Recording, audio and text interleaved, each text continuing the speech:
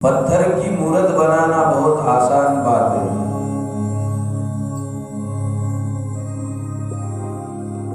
चाहे कहीं से भी एक पत्थर उठा ले आओ, उसे थोड़ा तराशो, बिठा दो, सिंदूर लगवा दो, कुमकुम तिलक लगवा दो, हो गई भगवान की मूर्त। मंदिर में बैठे हुए भगवान इंसानों के हाथों से बनते हैं, लेकिन इंसान जो है वो भगवान के हाथों से बनता है। इसलिए मंदिर में जो भगवान दिखते हैं उनसे ज्यादा मानव और मानवता को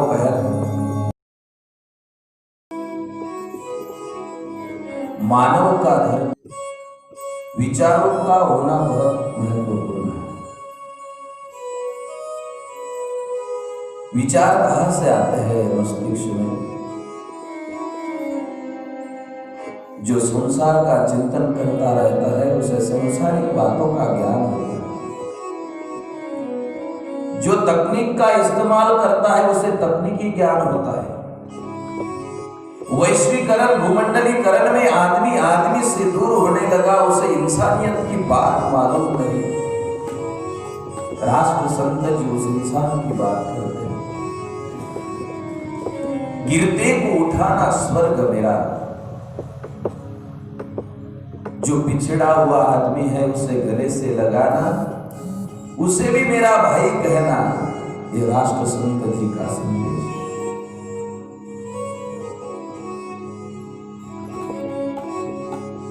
मानव वो भगवान की मूर्त है, जिसे भगवान ने अपने बहुत सारे विचारों में से सबसे सुंदर कलाकृति बनाई है। मानो एक चित्रकार है, वो चित्र बनाता है, कभी नदी बनाता है, कभी पहाड़ बनाता है, पर्वत बनाता है, सारे चित्र बनाता है। जिंदगी में हजारों चित्र बनाने के बाद कोई अगर मुझसे पूछता है कि आपका सबसे सुंदर चित्र कौन सा है, तो वो उस चित्र की बात करेगा जिस चित्र में न केवल रंग है, जिस चित्र में न केवल बाहरी दिखावा है, जिस चित्र में उसके अंतकरण के भावों को उसने ओत-प्रोत भर दिया, अपने विचारों का मानो एक सार उसमें डाल दिया, उस चित्र को सबसे महत्वपूर्ण चित्र बोलेगा। एक मिट्टी की मूर्त बनाने वाले मूर्तिकार से अगर पूछो,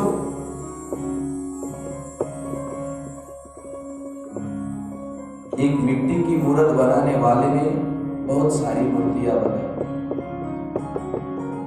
और दूसरा उसके बाजू में पड़ोस में रहता था, उसने सारी जिंदगी में एक ही मूर्त बनाई।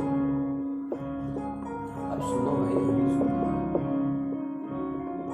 पड़ोस वाले ने सिर्फ सारी जिंदगी उम्र कटती आई उसकी 50 साल आयु होगी, एक ही मूर्त बनाई। दूसरे ने कई सारी मूर्तियां बनाई। जब मूर्ति लेने वाले लोग आते थे, उस मूर्त को देखते थे, तो हजारों मूर्तियों में से उन्हें वो मूर्त ज्यादा पसंद आई। आपस में बातचीत करने लगे, बहुत सारी भीड़ उसकी मूर्त के इर्द गिर्द हो गई।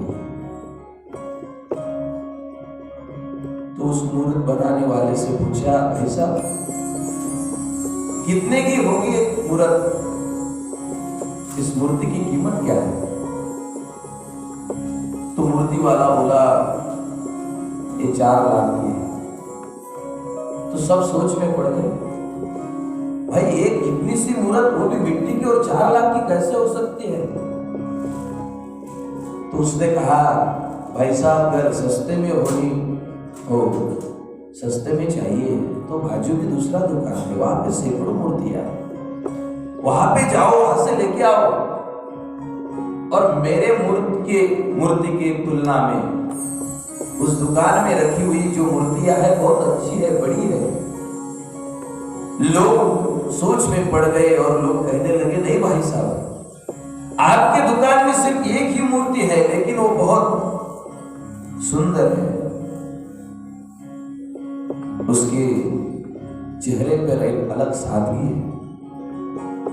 तो उसने कहा अगर आपको सादगी की कदर हो, आपको अगर मूर्ति अच्छी लगती हो, तो भाव के बारे में क्यों सोचते हो? 4 लाख दे दो, मूर्ति लेके जाओ।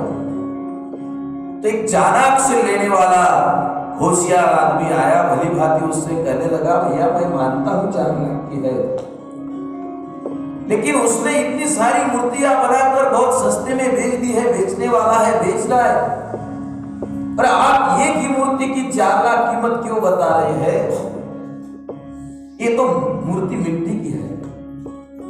तो मूर्ति बनाने वाले ने बेहद सुंदर जवाब दिया। मूर्ति बनाने वाला कहने लगा, भाई साहब,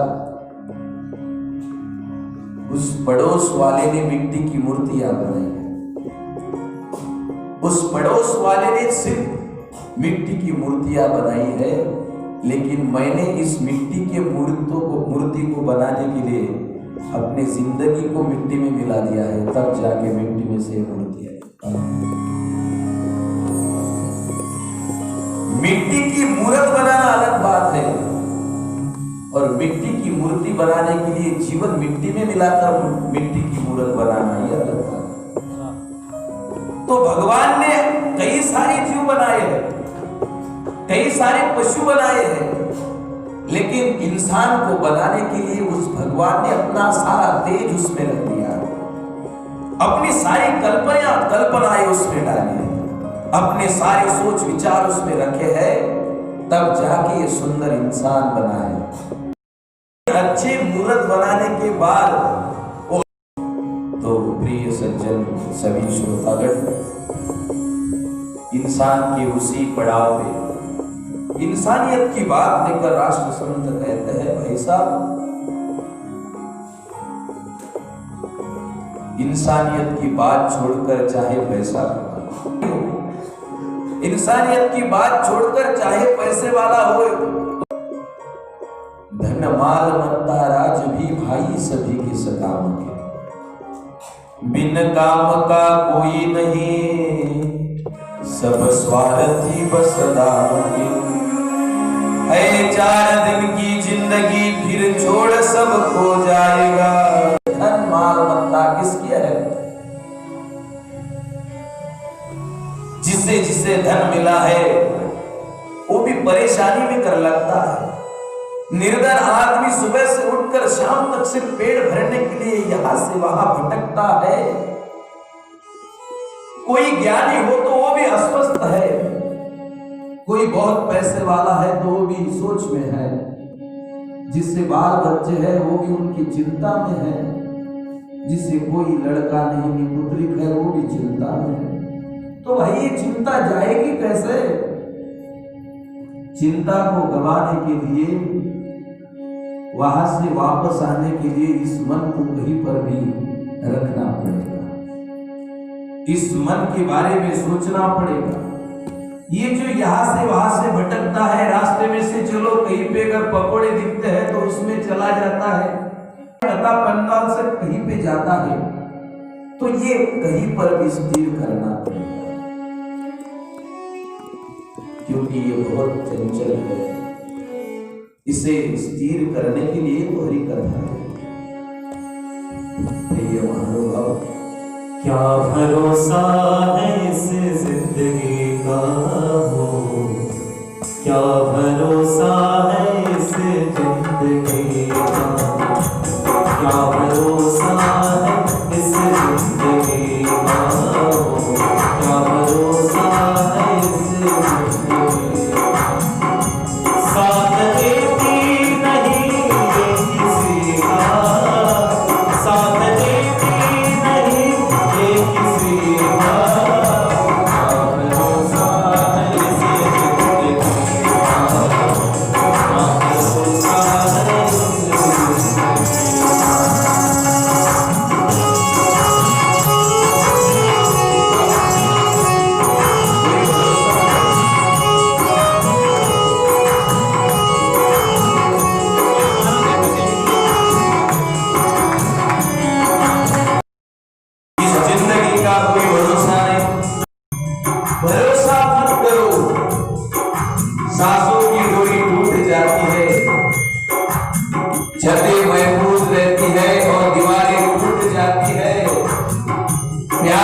कीमत पूछनी हो तो उससे जाके पूछो जिसकी बातें